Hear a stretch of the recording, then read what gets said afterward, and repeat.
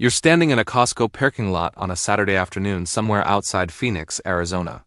The heat is bouncing off the asphalt. Shopping carts rattle in the distance. A family of 4 loads bulk paper towels and frozen pizza into the back of a brand new black pickup truck. Crew cab. Lift kit. Giant touchscreen glowing through the windshield.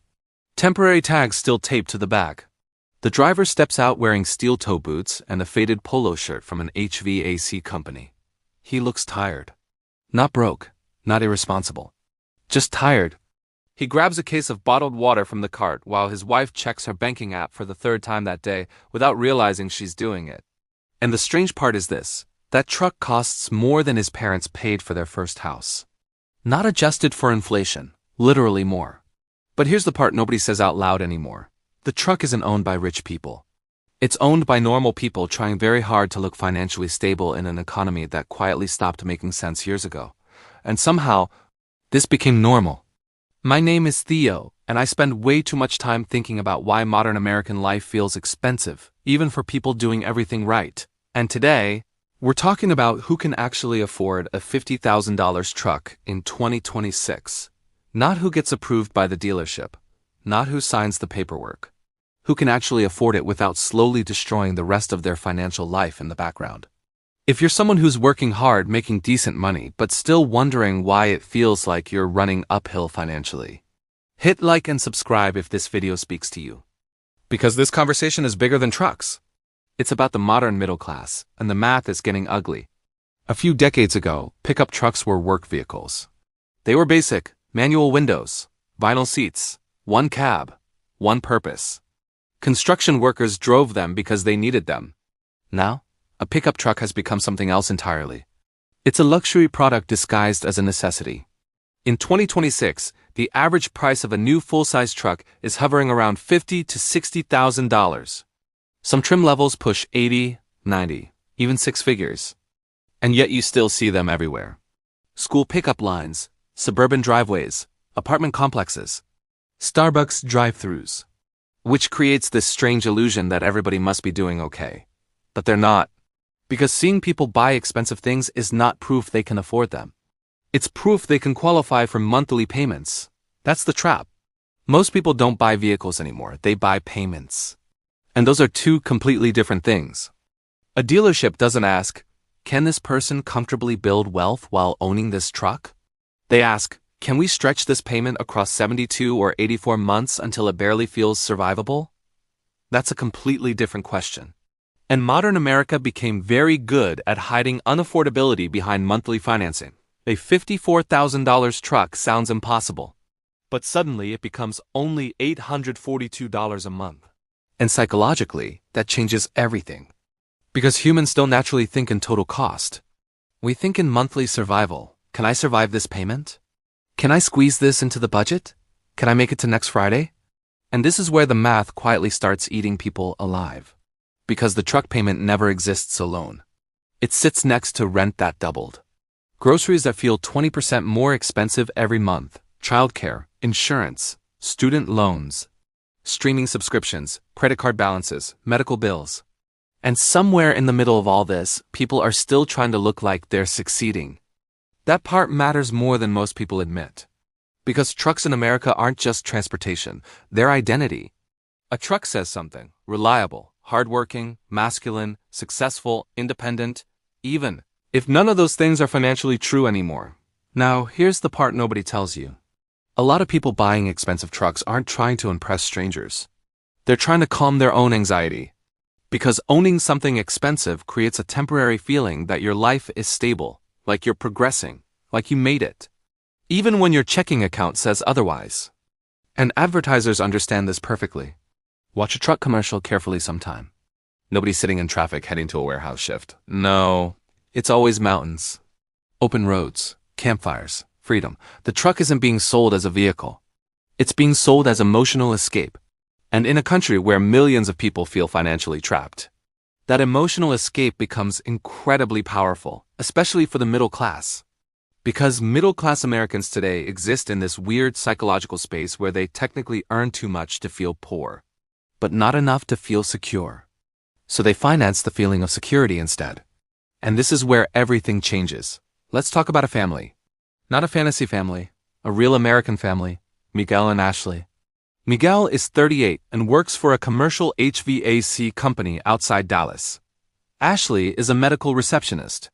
Together, they make around $128,000 a year before taxes. 10 years ago, that would have sounded comfortable. Today, not really. They rent a 3-bedroom house because buying in their area became impossible after mortgage rates climbed and home prices never came back down. Their rent is $2,850 a month. Health insurance eats another $760. Daycare for their youngest child costs almost as much as a second rent payment. They have 2 car payments already, student loans still hanging around in the background. And then Miguel's old truck dies, transmission failure. Repair estimate, $7,200. So now they face the modern American financial decision. Spend money they don't have fixing an old vehicle. Or lock themselves into another giant payment because at least the newer truck feels predictable. So they go to the dealership. And this is where the psychology starts working against them. The salesperson doesn't start with total price. He starts with lifestyle. How many kids? You tow anything? You deserve something reliable. Then comes the monthly payment conversation. Honestly, for just another $100 a month, you could move up to the premium trim. Another 100. That phrase ruins people financially. Because it's never just another 100 once. It's another 100 on the truck. Another 40 for upgraded insurance. Another 60 in gas. Another subscription. Another convenience. Another payment. And slowly people build financial lives entirely made of another $100 until there's nothing left. Miguel leaves the dealership with a truck that costs $57,000 after taxes and fees. His payment is $914 a month for 84 months, 7 years. By the time that loan ends, his daughter will almost be in college. Think about that. A first grader becoming a teenager before a truck is fully paid off. That used to sound insane. Now it's normal. And every morning, Miguel backs that beautiful truck out of the driveway at 5:40 a.m. while carrying low-level financial anxiety that never fully disappears. He doesn't talk about it. Most people don't. But it shows up everywhere. The extra overtime shift, the irritation over small expenses, the quiet panic when the check engine light comes on, the hesitation before opening the banking app. That's modern middle-class stress.